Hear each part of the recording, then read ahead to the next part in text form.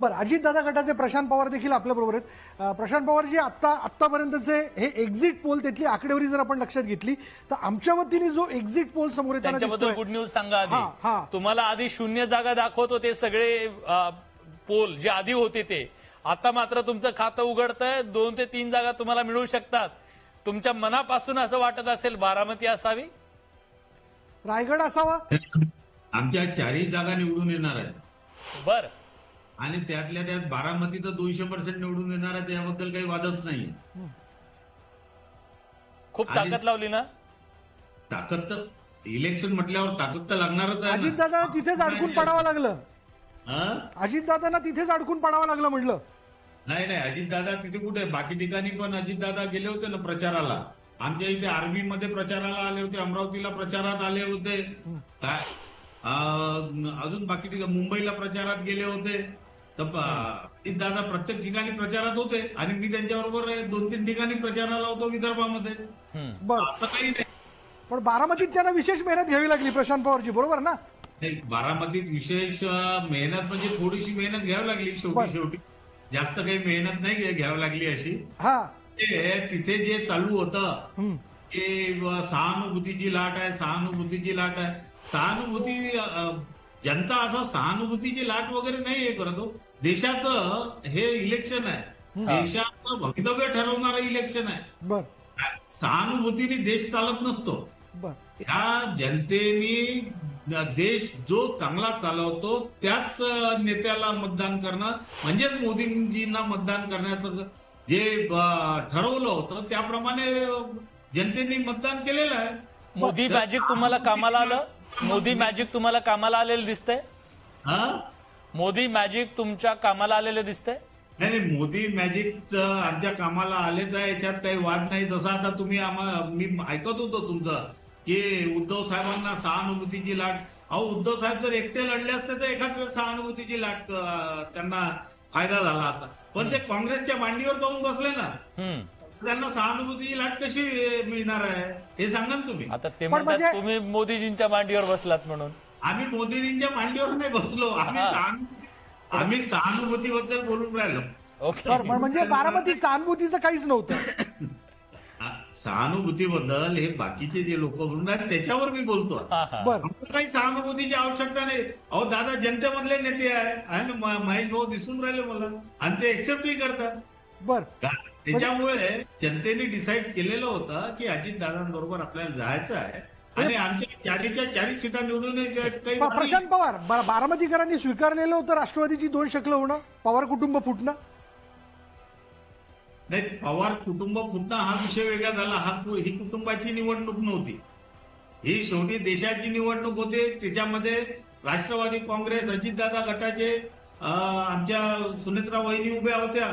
तर त्याच्यामुळे असं शेवटी सुप्रियाताईंनी काय म्हटलं किंवा इलेक्शनच्या ठिकाणी आणि परिवाराच्या ठिकाणी. हो, पण एकूणच बारामतीतलं वातावरण, चर्चा गावकी भावकीवरचीच होताना दिसली. नाही, तसं वगैरे काही नाही.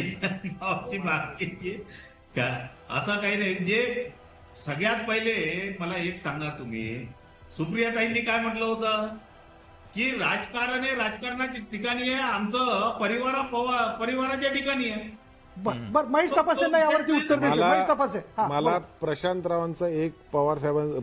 पवारांचं एक वाक्य अतिशय आवडलं की निवडणूक देशाची आहे, त्याच्यामुळे उमेदवार देखील तगडा तशा पद्धतीचा असला पाहिजे. आता तुम्हीच मला सांगा, 3 वेळा लोकसभेच्या खासदार, एकदा राज्यसभेच्या खासदार, अनेक वेळा संसद रत्न, महारत्न, हा उमेदवार तगडा की कुणाची पत्नी असणे हा उमेदवार तगडा? म्हणजे दादांचं कर्तृत्व आहेच, आम्ही नाकारत नाहीच. हे भारतीय जनता पार्टीने नाकारलं, आम्ही कधीच नाकारलं नाही. चक्की पीसिंग हा डायलॉग आमचा नाही आहे, उलटा आम्ही दादांना डिफेंडच करत राहिलो. आजही तुमची म्हणजे आता जेव्हापासून पोल यायला लागले की अजितदादा पार्टी 0, अजितदादा पार्टी 0, जरंडेश्वरची कारखान्याची चौकशी, अमुक चौकशी आम्ही वाचतोय. खरं खोटं मला माहित नाही, परंतु भारतीय जनता पार्टीच्या दृष्टिकोनातून अजितदादांची उपयोगिता संपली असं भारतीय जनता पार्टीचे मित्र आमच्या खानामध्ये खासगीत सांगतात. खरंय. मला असं वाटतं की कपोल कल्पित गोष्टींवरती किती विश्वास ठेवायचा जनतेने ठरवायचं. अजितदादा महायुतीमध्ये आले, त्यांचा सन्मान महायुतीने भारतीय जनता पार्टीने केला, त्या योग्य पद्धतीत जागा वाटप झालं आणि त्याच्यानंतर लोक कामाला लागली आणि महायुतीमध्ये नक्कीच अजितदादा पवारांचा ज्या पद्धतीने त्यांनी प्रचार केला, अनेक ठिकाणी प्रचार केला, त्याचा उपयोग नक्की आहे. आणि त्यामुळे सांगतो की महायुती ज्या ठामपणे बोलतोय. उलट इकडे काय परिस्थिती होती हो, खरं म्हणजे सांगलीची जागा ही परस्पर काँग्रेसने जाहीर करून, यांनी जाहीर करून, शिवसेनेने जाहीर करून टाकली उभाटा गटाने. भिवंडी जागा शरद पवार गटाने परस्पर जाहीर केली काँग्रेसने विचारता. त्यामुळे उलट त्या ठिकाणी मेळ नव्हता, कुठल्याही प्रकारचं धोरण नव्हतं. आणि या ठिकाणी तिन्ही पक्ष, भारतीय जनता पार्टी, राष्ट्रवादी आणि शिवसेना, तिघे एकत्रितपणे प्रचार करत होते, ज्याचा परिणाम परवा दिवशी 4 तारखेला दिसणार आहे. केशव, सांगलीच्या जागेच्या बद्दल सांगून द्या ना, काय वाटतं तुम्हाला? म्हणजे चंद्रराव पाटील, संजय काका की विशाल? चंद्रराव पाटलांना आज काय मतमोजणीसाठी उमेदवार मिळत नाहीत, असे आता हे मिळत नाहीत, प्रतिनिधी मिळत नाहीत, इतकी वाईट अवस्था आहे. त्यामुळे या ठिकाणी भारतीय जनता पार्टीचं आजही आपण चर्चा करूच पुन्हा त्यामध्ये. या ठिकाणी भारतीय जनता पार्टीचे आमचे संजय काका नक्की ते निवडून येते. मला वाटतं सीट वाईज न जाता आपण असं चर्चा मला करूया. यांच्या मुद्द्यावरती एक सांगायचं आहे. तपास यांनी 2-3दा असं सांगितलं की बारामतीचं जे लढाई आहे ती सुप्रियाताई सुळे 3 वेळा निवडून आल्या, ते तगडा कॅन्डिडेट आहे. तर दुसऱ्या साईडला अजित पवार यांच्या पत्नी. परंतु आपणास मी एक गोष्ट सांगेन की सुप्रियाताई सुळे यांच्या ज्या तिन्ही निवडणुका होत्या त्यांचं इलेक्शन मॅनेजमेंट हे अजित पवारच सांभाळायचे आणि त्यामुळे सुप्रियाताई प्रत्येक वेळेस प्रचंड मतांनी निवडून यायच्या. नो डाऊट की त्या एक चांगल्या संसदपटू आहेत, याबद्दल काही वाद नाही. परंतु अजितदादांच्या पत्नी या सुद्धा सामाजिक क्षेत्रामध्ये तशाच अव्वल आहेत, याच्याबद्दल सुद्धा विसरून चालणार नाही. आपल्या चर्चेमध्ये संजय शिरसाट, त्याच्याबद्दल दुमतच नाही. त्या माऊली पण आमच्याच आहेत. त्या माऊलीने अनेक वेळा आमच्यासारख्या कार्यकर्त्यांची बारामतीमध्ये गेल्यानंतर देखरेख केलेली आहे, त्याच्याबद्दल व्यक्तिगत नाहीच. परंतु जो प्रशांत पवार म्हणाले की लोकसभेची निवडणूक आहे, याच्या भावना चालत नाही, त्या अनुषंगाने मी बोललो. अजितदादा मॅनपॉवर मॅनेजमेंट करत होते, ते पण मान्यच आहे, काय विषयच नाही. आणि अजितदादांना आम्ही मुख्यमंत्री कॅन्डिडेट पाहत होतो. भारतीय जनता पार्टीनं आता मुख्यमंत्री देणार का, मला केशव उपाध्यायांना विचारायचं. आता एकनाथ शिंदेचं काम झालं, त्यांना बाजूला करून तुम्ही अजितदादांना पुढचे 6 महिने करणार आहात ते सांगा. ज्यावेळी 1999 साली ज्यावेळी संधी होती, 2004 साली, त्यावेळी शरद पवार साहेबांनी स्वतःला मुख्यमंत्रीपद घेतलं नाही, त्यावेळी अजित पवार मुख्यमंत्रीपद दिलं नाही. ज्यावेळी संधी होती त्यावेळी दिलं नाही. त्यामुळे हे कसलं गाजर दाखवत, म्हणजे तिथे कायम गाजर दाखवत ठेवलं, कधीच त्यांचं चीज केलं नाही. आणि अक्षरशः प्रचार तर म्हणजे हीच खरोखर धक्कादायक. म्हणजे मी फिरलोय आणि महाराष्ट्रामध्ये फिरलोय, हे खरोखर पवार साहेबांसारखा इतक्या मोठा पुरोगामी अशा पद्धतीचा नेता हे असं विधान करतो की सून बाहेरचीच असते, फक्त लेक घरातली असते. हे खूप धक्कादायक विधान होतं. आणि त्यामुळे पवार ते काही अजित पवार मुख्यमंत्री करणार होते वगैरे वगैरे असल्या गोष्टी वस्तुस्थिती नाही. ही जनता तिथली जाणू नये. एक त्यातलं. दुसरं असं आहे की शेवटी जर तपासाने मान्य की अजितदादा मॅनेजमेंट सगळे करत होते, तर त्यातलं स्वाभाविकपणे तिथली सगळी त्यांना तिथलीच माहिती सगळी होती. आणि त्याच्याच आधारावरती आपण पुढे जाऊन म्हणू शकतो की ह्या जागा भारतीय जनता पार्टी किंवा माहिती. संजय शिरसाटांना चर्चेत सहभागी करून संजय शिरसाट यांना चर्चेत सहभागी करून घेण्याच्या आधी त्यांना आकडे सांगणं गरजेचं आहे. संजयजी, माझा आवाज तुमच्यापर्यंत पोहोचतोय? हो, पोहोचतोय. आमच्या एक्झिट पोलनुसार 10 ते 11 जागा तुम्हाला मिळत आहेत आणि तुम्ही उबाठापेक्षा चांगला परफॉर्मन्स देताय असं दिसतंय. असली नकलीचा फैसला होतोय असं तुम्हाला म्हणायचंय का? ते बघा, आम्ही असली नकलीसाठी ही निवडणूक लढवलेली नाही. आनंद तर तेवढा दिसतोय. शिवसेना प्रमुखांचे विचार घेऊन नाही, आनंद हा वेगळा आहे. आम्ही आज आनंद यासाठी आहे आमचा की आम्ही शिवसेना प्रमुखांचे विचार घेऊन पुढे जाण्यामध्ये सक्सेस राहिलेलो आहोत. काँग्रेस राष्ट्रवादी बरोबर नको ही शिवसेना प्रमुखांची शेवटपर्यंतची इच्छा. परंतु या सत्तेच्या लोभापायी काही लोकांनी त्यांच्याबरोबर केलेली युती ही लोकांना पसंत पडलेली नाही. भले लाख आम्हाला पक्ष बघा, एखाद्याचा पक्ष फुटतो ना, त्या टायमाला ते आरोप प्रत्यारोप करत असतात, साहजिक आहे. त्याला आम्ही बरोबर आहे, त्यांच्या दृष्टिकोन योग्य आहे. परंतु का, या प्रश्नाचं उत्तर त्यांच्याकडे नाही. जर काचं उत्तर जर पाहिजे असेल तर ही जनता आता द्यायला लागलेली. आता आम्ही निवडणुकीला प्रथम त्या पुढे जातोय, इतक्या मोठ्या निवडणुकीला जातोय आणि जाताना आम्ही आमचा बेस कधी हलू दिला नाही. आम्ही हिंदुत्व कधी हलू दिलं नाही. आम्ही शिवसेना प्रमुखांच्या विचारांना कधी बाजूला सारलं नाही. ते विचार घेऊन जेव्हा आम्ही पुढे गेलो, यांचं काय झालं उबाठाचं, आता ज्या शिवाजी पार करून त्यांना भाषण करण्याची सवय होती, जमलेल्या माझ्या तमाम हिंदू बांधवांनो भगिनींनो, तर आता हिंदू हा शब्द निघून गेला. आता त्यांना बाकीच्यांची गरज जास्त वाटायला लागली. आणि मग अशा वेळेला शरद पवार साहेबांनी त्यांचं राजकारण साधून घेतलं. परंतु यांना जे अडचणीत आणलं तर ती पोकळी आता त्यांना भरता येत नाही. आणि म्हणून लोकांनी सांगितलं की ज्यांच्याबरोबर जायचं नव्हतं तुम्ही त्यांच्या मांडीला मांडी लावून बसलात, काँग्रेस बरोबर बसलात, मग लोकांनी ही स्थिती त्यांची आणलेली. म्हणून आम्हाला त्यांच्या हरण्याचा दुःख पण नाही ना आनंद पण नाही. हिंदुत्वादी मतं ही उबाठाकडे जी होती आतापर्यंत, शिवसेनेची जी हिंदुत्वादी मतं होती ती मतं काँग्रेसकडे ट्रान्सफर झाली नाहीत, राष्ट्रवादी काँग्रेसकडे ट्रान्सफर झाली नाहीत असं दिसतंय. कारण तिघांचं जर बेरीज केली महाविकास आघाडीची आपण, तर असं दिसतंय भाजपची कितीतरी जास्त होती, पण ती हिंदुत्वादी मतं फुटली नाहीत असा अर्थ निघेल कायचा? निश्चित कसे जातील?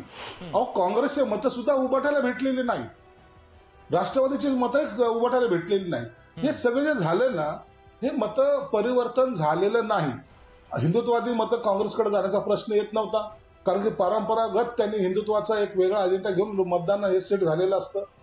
काँग्रेसकडे गेलं नाही, राष्ट्रवादीकडे गेलं नाही, आणि त्यांचंही मतं यांच्याकडे ट्रान्सफर झालेली, हे सत्यता आहे. म्हणून लोकांना जी युती पाहिजे होती, त्यांच्या पाठीशी उभा राहिला, त्यांची मतं ट्रान्सफर होताना दिसत होती ना. जी पारंपरिक काँग्रेसची मतं होती ती उद्धव ठाकरेंना जाताना दिसली ना, फतवे निघाले होते. फतवे निघणं हा भाग नाहीये. बघा काही लोकांना आता एक गैरसमज काय झालेला आहे की फतवा निघाला म्हणजे आता मतं ट्रान्सफर होतात, असं होत नाही. आता मुस्लिम समाज असेल, दलित समाज असेल, इतर समाज असतील, हे जागरूकतेने मतदान करताना पाहत होतं. आता काही लोकांनी असं एक स्वतःचं प्रिडिक्शन केलं की नाही, आता बाबासाहेबांची आंबेडकरांची घटना आता बदलणार आहे, मग आता काय करायचं, दलित समाज आता मग आपल्या बाजूने होईल. असं चुकीचं जे काही त्यांनी गणित मांडलं ना, लोकांनी ते ऍक्सेप्ट नाही केलं. अरे बाबासाहेबांची घटना बदलण्याचा अधिकार कोणालाही नाही. म्हणजे संजय शिरसाटजी, जसं आता विलासने विचारलं की हिंदू मतं जी आहेत ती भाजपकडे किंवा आपण असं म्हणूयात की महायुतीकडे ती कायम इंटॅक्ट राहिली, मग अशा वेळी मराठवाड्याच्या बाबतीत जर विचार करायचा झाला तर मराठ्यांची मतं ही कोणाच्या बाजूने गेलेली आहेत? मग जर 32 ते 35चा आकडा जो आहे एक्झिट पोलचा, तो जर लक्षात घेतला तर मराठवाड्याचा जो मराठा वोटर आहे तो पुन्हा एकदा महायुतीच्याच बाजूने राहिला का? नक्कीच राहिलेलं आहे. बघा एक लक्षात घ्या, मराठा आंदोलन का तयार झालं, मराठा आंदोलन का करावं लागलं, यासाठी की गेली 40 वर्ष जो मराठा समाज आंदोलन करत होता आरक्षणासाठी, त्याला या काँग्रेसने त्यांना बिलकुल ज्याला निग्लेक्ट केलं, त्यांना दरवेळेला त्यांच्या मताचं राजकारण करत गेले. आणि जेव्हा शिंदेसाहेब मुख्यमंत्री झाले त्या टायमाला याला दिशा देण्यात आलेली. आता तुम्ही जर पाहिलं, या कुणबीच्या नोंदी कुणी काढल्या, यापूर्वी नव्हत्या का काढल्या नाही, मग ते शिंदे साहेबांनी काढल्या. देवेंद्र फडणवीस असतील, अजितदादा असतील, हे सर्व ग्रुप, हे टीम वर्क जो होतो, त्यांनी हे कुणबी नोंदी काढल्या, त्यांना प्रमाणपत्र मिळायला लागले, 10% आरक्षण मिळायला लागलं, आणि जे त्यांना हवंय, जे समाजाला हवंय ते द्यायचा प्रयत्न केला. म्हणून मराठा समाज सुद्धा तो म्हणला की आम्हाला देणारे कोण आहेत, तर हे सत्ताधारी शिंदे साहेब असतील, सर्व महायुती असेल, म्हणून तो आमच्या पाठीशी राहिला. काही लोकांचा जो गैरसमज होता ना की नाही सत्ताधाऱ्याच्या विरोधात मराठा समाज आहे. अहो जरांगे पाटलांनी जे आंदोलन सुरू केलं, त्या आंदोलनाला यश जे मिळालंय, त्यांच्या आंदोलनाला यश, ते त्याला सपोर्ट काही का असाना, काही का अंश असाना, परंतु ह्या महायुतीने दिलेलं सपोर्ट आहे. आणि म्हणून दिवस रात्र काम करून, 24 तास वर्किंग, 24/7 जे काम करून जे आरक्षणाचा मुद्दा धसाला लावण्याचा प्रयत्न शिंदे साहेबांनी केला. शिवाजी महाराजांची शपथ घेऊन. संजय शिरसाटजी, आपण हे ठामपणे सांगता की मराठा वोटर हा महायुतीच्या बाजूनेच गेला? नक्की महायुतीच्या बाजूने राहिला, महायुतीच्या बाजूनेच राहिला. कारण की त्यांनी पाहिलंय की आम्हाला 40 वर्षामध्ये यांनी फक्त राजकारणासाठी वापर केला आमच्याकडे ओबीसी वोटर राहिला. त्यांना माहितीये की हे फक्त मताचं, हे जातीमध्ये भेद करतील, हे जातीमध्ये भांडणं लावतील, आणि आपल्याला यांच्यापासून आपल्याला दूर कसं करता येईल हे प्रयत्न करतील. म्हणून तो वोटर कुठेही हल्ला नाही. ओबीसी असतील, मराठा वोटर असतील, हे सर्वजण महायुतीच्या बाजूने खंबीरपणे उभे राहिले, त्याचं हे यश आहे. बरं, ठीक आहे संजय शिरसाटजी, मी पुन्हा एकदा आपल्याकडे येतो. आता क्षणाची पुन्हा एकदा आपण ही ब्रेकिंग न्यूज वाचूयात. मेगा एक्झिट पोल मध्ये जर आपण पाहिलं तर महाराष्ट्राचा मेगा एक्झिट पोल समोर आलेला आहे, आणि यामध्ये जर आपण पाहिलं तर आकडेवारी जी समोर येताना दिसते आपल्याला, भाजपला 20 ते 23 जागांचा अंदाज जो आहे तो व्यक्त केला जातोय. आणि म्हणजे एकूणच एनडीए जर आपण लक्षात घेतली विलास, तर ती 32 ते 35 जागांचा अंदाज एनडीएला व्यक्त केला जातोय. आणि काँग्रेसला केवळ आणि केवळ 6 ते 9 जागांचा अंदाज जो आहे, म्हणजेच इंडिया आघाडीला सगळं मिळून जर लक्षात घेतलं तर 15 ते 18 जागांचा अंदाज जो आहे तो व्यक्त करण्यात येतोय. अशाच पद्धतीने हा मेगा एक्झिट पोल म्हणजेच एक्झॅक्ट पोल आपण जाणून घेणार आहोत. पण यानंतर इथे वेळ झाली का ब्रेकची. ब्रेक घेऊयात. पहा फक्त न्यूज 18 लोकमत.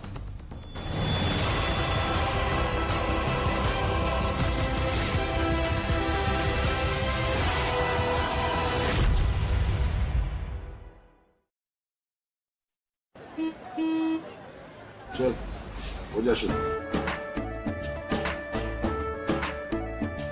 केसरिया से मन जोगी हुआ रे, दिल झूमे देखो पतवारा हुआ रे, दिल झूमे ते गोपाळ उमेदवार यांनी 15 एक्झिट पोल शक्यता ढोबळ मानांचे अंदाज लावले जातात की भाजपचे कोणी चांगलं निवडणुकीला नॉवेल्टी पोलच्या आकडे सांगण्यात ते आपल्याला जाणून आपल्याला अंदाज व्यक्त दोन मित्र होता घेणार नाही सांग 30 आमच्या योजनांमध्ये काय तुम्ही आणि ते आहे तर मला होते त्यामध्ये हे सर्व आहे की आज कारण त्यासाठी तुम्ही प्रयत्न केला. राजकारणात असं खराब मत पाहिजे की त्यांनाही काही त्यांना दिसली जाती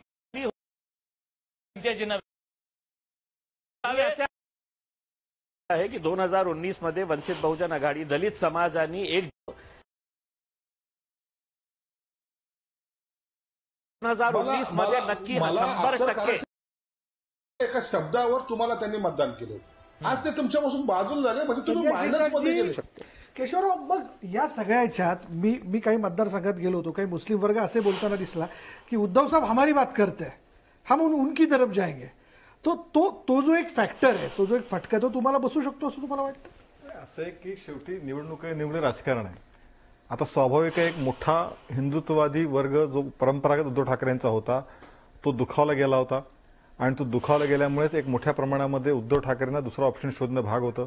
आणि त्यातून ते ज्या पद्धतीने मुस्लिम मतांसाठी, केवळ मतांसाठी तिकडे ते जात होते, आहारी जात होते, ज्या पद्धतीचं ते मागणी करत होते, बोलत होते, मला मुस्लिमांबद्दलच्या गोष्टी केल्या किंवा जनापर्यंत सगळं लावलं गेलं, ते नक्कीच खरं तर परंपरागत जो कट्टर शिवसैनिक म्हणवला जाता, बाळासाहेब ठाकरेंचा शिवसैनिक, त्यालाही मान्य होतं. आणि मुंबईत हे बघितलं आम्ही की काँग्रेसला मतदान नाही करू शकत हे शिवसैनिक इथे बोलत होते की जो ज्याला कदाचित बाळासाहेबांचे चिरंजीव म्हणून उद्धव ठाकरेंबद्दल काही आस्था होती, पण यावेळी ते तयार नव्हते काँग्रेसला मतदान करायला. मी उत्तर मुंबईत बघितलं, मी अन्य मतदारसंघात बघितलं ज्याने काँग्रेस उमेदवार आहे. त्यामुळे आता स्वाभाविक आहे जो नवीन वोटर त्यांना शोधणं, कोण मतदान देऊ शकेल, काँग्रेसच्या जवळ गेल्यानंतर मग मुस्लिम मतं मिळू शकतात का, या भूमिकेतनं ते कदाचित त्या ठिकाणी गेले असतील खरं या सगळ्याच्यामध्ये. कारण शेवटी मतं कार्यकर्ते नाहीत, नेते नाहीत, तर मतं तर कुठून आणणार. आणि मग त्यातनं ती बेगमी घ्यावी लागली. त्याच्यासाठी त्यात दुसरा ऑप्शन काय होतं? प्रशांत पवारांकडे जाऊयात. प्रशांत पवार, मला आपल्याला विचारायचं आहे, जर एक वेळ असं आपण गृहीत धरलं की बहुजन आणि मुस्लिम मतं जी आहेत ती महाविकास आघाडीकडे गेली आहेत आणि एकीकडे खरं राष्ट्रवादी अजितदादा पवार गटाकडनं हाही दावा केला गेला की ते आमच्याकडे येतील, तर ती नेमकी कोणाकडे गेली? ती तुमच्याकडे आलीत की त्यांच्याकडे गेली आहेत?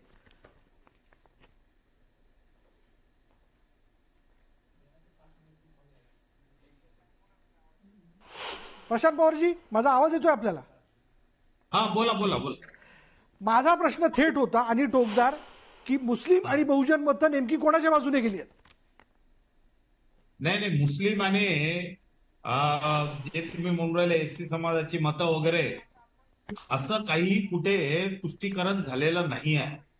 कारण की मी अमरावतीला गेलेलो होतो, जे लोक म्हणायचे की नवनीत राणांना वन साइड वोटिंग मुस्लिम समाजाने आणि बौद्ध समाजाने केलेला आहे.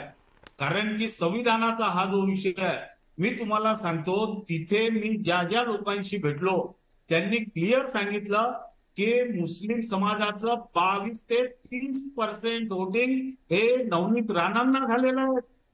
आणि त्यांनी क्लिअर सांगितलं की ज्या दिवशी मतपेट्या उघडतील त्या दिवशी त्या बूथवर तुम्ही बघून घ्या.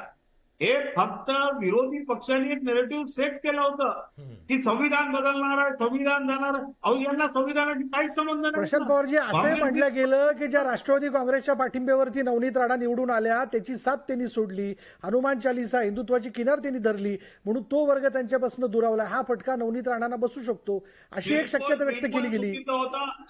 हे अजितदादांबरोबर स्वतः अमरावतीला त्यांच्या सभेत गेलेलो होतो नवनीत राणांच्या प्रचाराच्या.